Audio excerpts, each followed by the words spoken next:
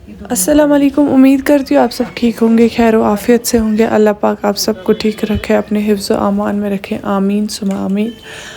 आज का व्लॉग मैं अरफे के दिन से स्टार्ट कर रही हूँ। जैसा कि आपको पता ही है, कल कल बकरा ईद है, ईद उल अधा। तो अरफे का दिन है।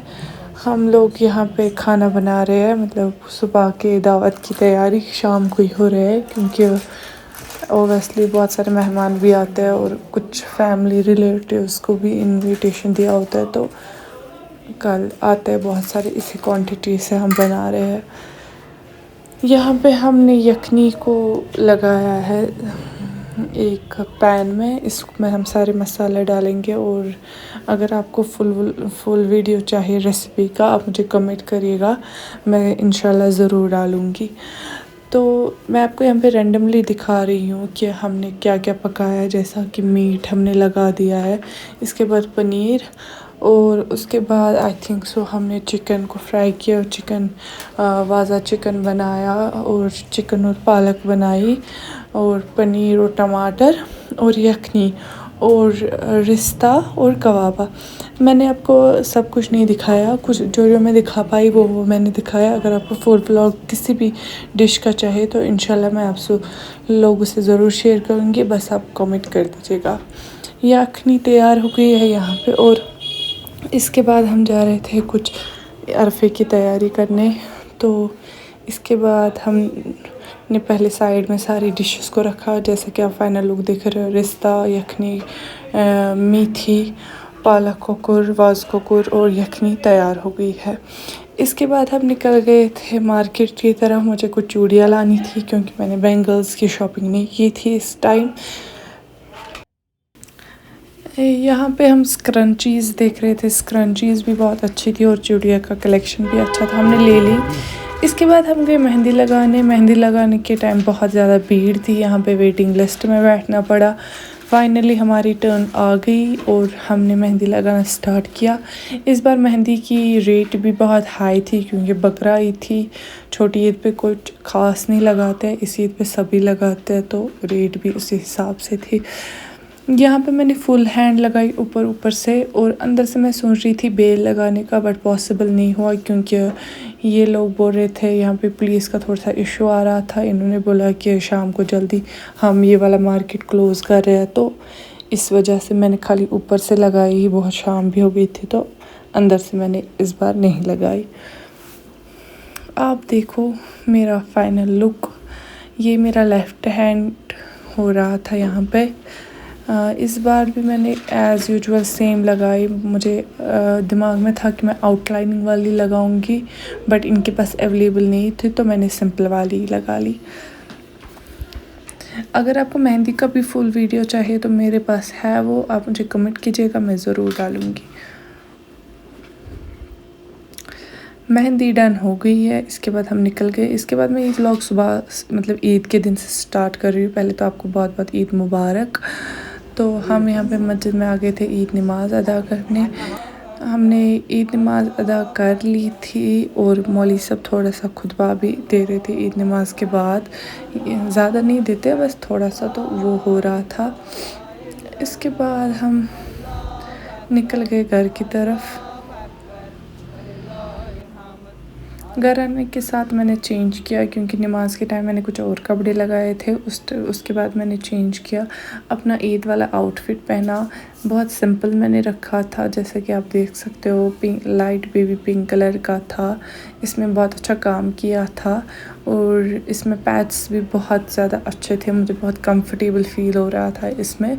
और इसका दुपट्टा नेट का था, उस पर काम किया गया था, और प्लाज़ो में भी काम था। इसके बाद हमने सुबह चाय पी। हमने पहले दूध कहवा पिया। तो दूध कहवा पीने के बाद हमने अपने बेडू के पास चढ़े। हमने यहाँ पे बेडू के पास चढ़ के इनसे बहुत सारी गुफ्तगू की। अल्लाह सब की कुर्बानी कबूल रखे, आमीन सुमा आमीन। पहले तो अल्लाह कबूल ही रखना चाहिए, तभी इंसान की ये फ़ायदा है करने का। और जिसकी भी जो मुराद हो इंशाल्लाह वो इस बकरा ईद पे पूरी हो जाए। तो हम यहाँ पे थोड़ा सा इमोशनल भी हो रहे थे, क्योंकि कुर्बानी एक ऐसी चीज़ है जो इंसान दिल से जितना करे उतना अच्छा है। तो यहाँ पे हो गई थी हमारी कुर्बानी डन। यहाँ पे बहुत फ़ील भी हो रहा था और रोना भी आ रहा था, क्योंकि कुर्बानी का जिसको असल मकसद पता हो उसको पता है कि ये क्या है, कुर्बानी क्या है एक मुसलमान के लिए। तो हमने घर पे ही लाया था कुर्बानी करने के लिए, हमने ऊपर की क्योंकि हमें नीचे कुछ ख़ास फैसिलिटी नहीं थी, तो ऊपर हमारी आराम से हो गई। इसके बाद हम नीचे आ गए थे, हमने मीट को टुकड़े किए, जैसा कि पता है 3 हिस्से किए, गरीबों के, रिश्तेदारों के और अपने। हमने शरीकत करने की वजह से पहले तो हमने कोयला रखा, उसके बाद हमने बारबेक्यूज़ थोड़े से बनाए, ज़्यादा नहीं इस टाइम बनाए थे क्योंकि काम भी बहुत सारा था। एज अ शरीकत के लिए हमने थोड़े से बनाए तो और खा लिए। यहाँ पे हार्ट काट रहे थे बकरे का, तो हम निकल गए थे कुर्बानी देने क्योंकि गर्मी भी बहुत ज़्यादा थी। घर आके मैं देख रही थी मामा हाजिरी बना रही थी। आपकी लैंग्वेज में इसको क्या बोलते हैं आप मुझे ज़रूर बताइएगा। तो हमारे में इसको हाजिरी बोलते हैं, जो कि लार्ज इंटेस्टाइन, स्मॉल इंटेस्टाइन और कलेजे से बनती है। कोई कोई मीट भी डालता है इसमें, मगर हमने मीट नहीं डाला था। हमने लार्ज इंटेस्टाइन, स्मॉल इंटेस्टाइन और कलेजा, बस यही सारी चीज़ें आई थिंक सो डाली थी। तो ये फुल रेसिपी अगर आपको चाहिए एज़ यूजुअल आप कमेंट करें, मैं शेयर कर दूँगी। हमने यहाँ पे बड़े मज़े, मुझे ईद पे बड़ा इंतज़ार होता है इस चीज़ का, क्योंकि मामा बहुत ज़्यादा टेस्टी बनाती है और हम सबको इस चीज़ का इंतज़ार होता है। और कुछ ख़ास रिलेटिव्स को ये कुर्बानी के साथ देना भी पड़ता है, इसीलिए मामा शाम को ही कर रही थी। हमने इसमें सारे मसाले डाले, ये फ्राई हो गया था ऑयल में, पहले इसको स्टीम किया, उसके बाद फ्राई किया, उसके बाद मसाले डाले।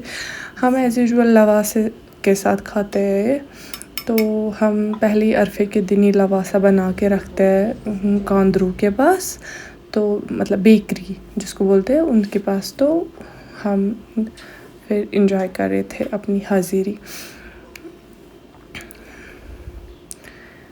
इसके बाद हम निकल गए थे मामू की तरफ। पहले तो हम बड़े मामू की तरफ निकल गए थे। वहाँ पे मैंने कोई ज़्यादा शूट नहीं किया, बस एज़ यूजुअल चाय की क्लिप उठाई मैंने। तो हमने चाय पी, बहुत सारी बातें की उधर इधर की। इसके बाद हम ननिहाल की तरफ निकल गए थे, नानी की तरफ। नानी के पास आके भी हमने बहुत सारी चाय पी और बस वही। अब आप यहाँ पे देख रहे होंगे हॉस्पिटल, तो मामा बीमार पड़ गई थी, इसको हम लेके आ गए हॉस्पिटल क्योंकि ये फील वेल नहीं कर रही थी। ऊपर से मामा की वेन इजीली नहीं मिलती है, इनको ड्रिप लगानी पड़ी। तो इस व्लॉग का एंड मैं यहीं पर करती हूँ। अगर आपको किसी भी रीज़न से अच्छा लगा please like share and subscribe. अल्लाह हाफ़िज़।